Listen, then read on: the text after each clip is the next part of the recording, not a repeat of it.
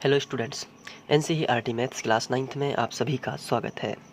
आज हम लोग प्रश्नावली 2.5 में प्रश्न क्रमांक 5 हल करेंगे, जिसमें हमें दिया गया है गुणनखंडन कीजिए। तो आपको यहाँ पर 2 सवाल दिए गए हैं जिनके हमें गुणनखंडन करना है। तो सबसे पहली बात ये है कि हमें सवाल के पैटर्न को पहचानना है। यदि हम सवाल के पैटर्न को पहचानते हैं तो हम कभी भी गलती नहीं करेंगे। तो इसमें पैटर्न क्या है, आइए देख लेते हैं। पैटर्न ये है, यहाँ पे देखिए वर्ग लगा है, यहाँ पर भी वर्ग लगा है और यहाँ पर भी वर्ग लगा है। अगर हम पहले क्वेश्चन की बात करें तो 3 जगह वर्ग लगा है, उसके बाद कहीं भी वर्ग नहीं लगा है। अगर हम दूसरे क्वेश्चन में देखें तो यहाँ पे वर्ग लगा है, यहाँ पे वर्ग लगा है और यहाँ पे वर्ग लगा है। इसके बाद कहीं भी वर्ग नहीं लगा है। तो 3 जगह वर्ग लगा है, तो इसे हम a वर्ग धन b वर्ग धन c वर्ग की श्रेणी में रख सकते हैं। तो a वर्ग धन b वर्ग धन c वर्ग, और यहाँ पे वर्ग नहीं है तो इसे हम 2ab 2bc और धन 2ca के रूप में समझ सकते हैं। फिर माइनस वाला केस हम अलग ले लेंगे, तो इसको हम इस कैटेगरी में रख सकते हैं।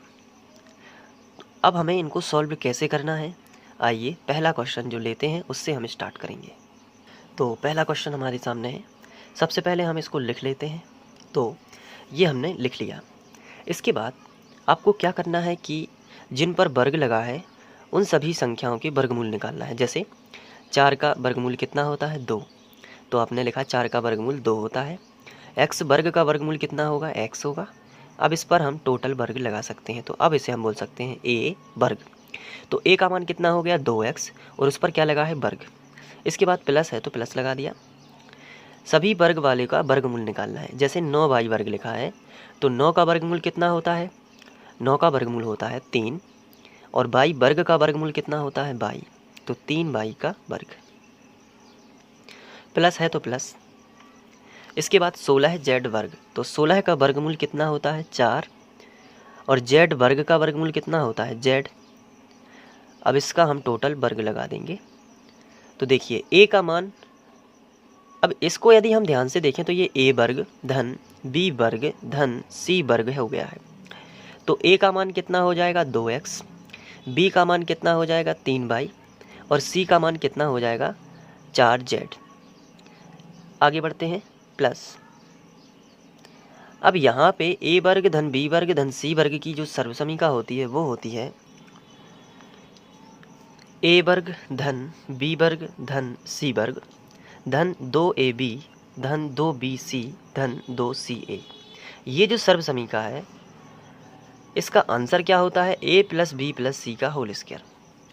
तो हम a b और c का होल स्क्वायर बना सकते हैं, लेकिन आगे हमने यहाँ तक तो बना लिया है, a वर्ग बना लिया है, प्लस b वर्ग बना लिया है, प्लस c वर्ग भी बना लिया है।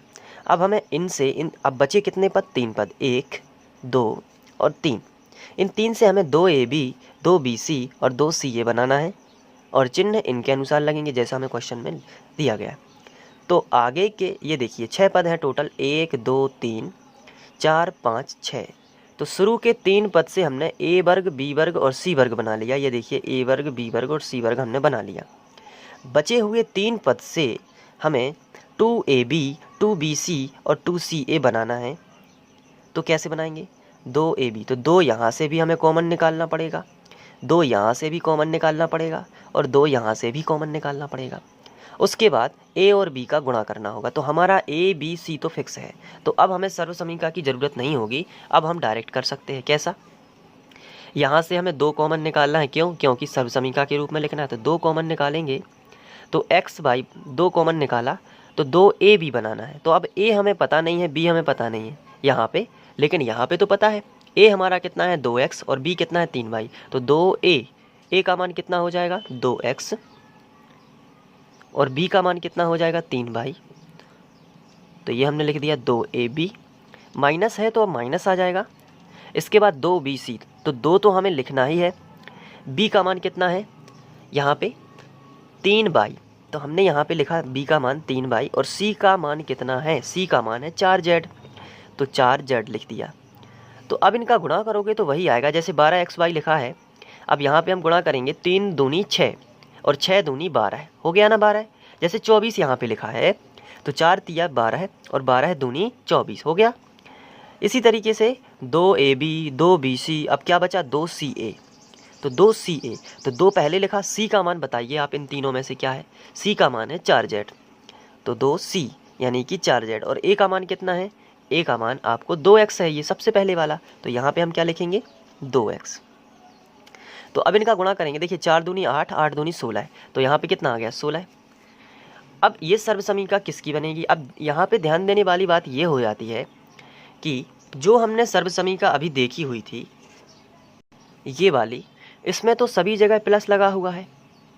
अब लेकिन हमने जो सॉल्व किया है इसमें सभी जगह क्या प्लस है, आंसर है नहीं। इसमें तो यहाँ पे प्लस है लेकिन यहाँ पे 2 जगह माइनस है। अगर सभी जगह प्लस होता तो इसको क्या लिख सकते थे, a + b + c का होल वर्ग, यानी कि 2x, इसको ध्यान से समझना है, 2x + 3y + 4z का होल स्क्वायर, इस तरीके से लिख सकते थे, का होल स्क्वायर इस तरीके से।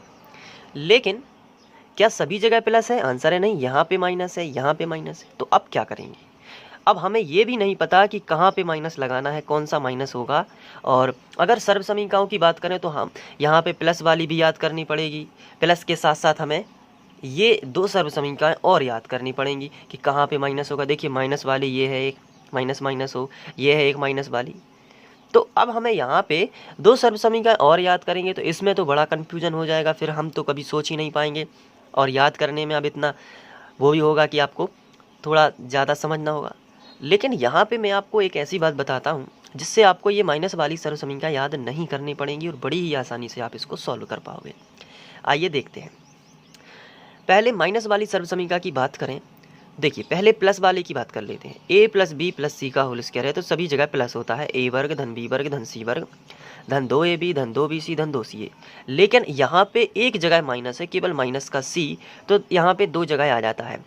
सबसे आखिरी वाला जो प्लस का 2bc रहता है वहाँ पे माइनस आ जाता है, और यहाँ पे जो 2ca रहता है उस पर माइनस आ जाता है। तो फिर आप क्या करोगे, आपको क्या करना है कि जो यहाँ पे कॉमन है माइनस वाले में, यहाँ पे कॉमन क्या है, माइनस यहाँ पे भी है, माइनस यहाँ पे भी है, लेकिन दोनों में कॉमन क्या है, यहाँ भी c है और यहाँ भी c है। इसका मतलब हमारा माइनस का केवल c रहेगा। यहाँ पे देखिए, यहाँ पे माइनस ये है और माइनस ये है, तो दोनों में कॉमन क्या है, जो दोनों में हो, तो a भी यहाँ पे है, a यहाँ पे भी है, तो हमारा माइनस का केवल a रहेगा। अच्छा, ये यदि आपको समझ में नहीं भी आया है तो भी आप ये सवाल कर पाओगे। आइए इसको और अच्छे से देखते हैं, जो कि बेहतरीन ट्रिक होगी हमारी। आप यहाँ पे देख रहे हो a वर्ग धन b वर्ग धन c वर्ग है + 2ab - 2bc - 2ca। तो यहाँ पे बीच बीच में माइनस आया है, तो हम अगर प्लस प्लस होता तो हम इसको किस तरीके से लिख सकते थे, a + b + c का होल स्क्वायर। लेकिन यहाँ पे आया है माइनस, तो आपको ये देखना है कि माइनस इन दोनों पदों में है, इन दोनों पदों में कॉमन क्या है जो दोनों में हो, तो आंसर है 4z। यहाँ पे भी है, यहाँ पे भी है, तो केवल 4z ही माइनस का होगा, बाकी सब प्लस के होंगे। तो इसका आंसर क्या होगा, 2x + 3y - 4z का होल स्क्वायर, और यही आंसर आ जाएगा। बड़ा ही सिंपल है, फिर से समझ लीजिए। आपको क्या करना है कि a वर्ग धन b वर्ग धन c वर्ग धन 2ab धन 2bc धन 2ca में बनाना है, लेकिन माइनस लगा है यदि क्वेश्चन में है तो माइनस लगाते जाना है।